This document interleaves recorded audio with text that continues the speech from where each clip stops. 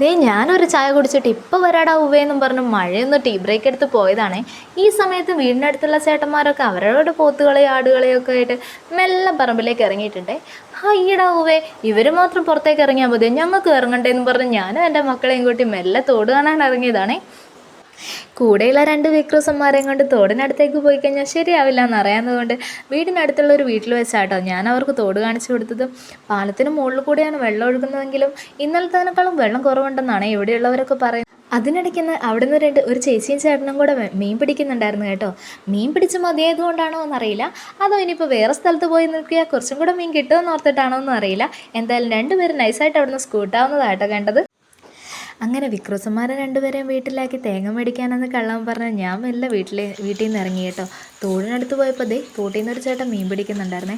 അല്ല ചേട്ടാ, മീനൊക്കെ കിട്ടിയോന്നും പറഞ്ഞ് അപ്പുറത്തേക്ക് പോയി ചോദിക്കണമെന്ന് ആഗ്രഹം ഇല്ലാത്തതുകൊണ്ടല്ല കേട്ടോ. പണ്ട് ഞാൻ ഈ നീന്തൽ എക്സ്പേർട്ട് ആയതുകൊണ്ടും വെള്ളം കുടിച്ച് ചവണ്ടാന്ന് ഓർത്തിട്ടും ആ പരിസരത്തേക്ക് പോലും പോയില്ല.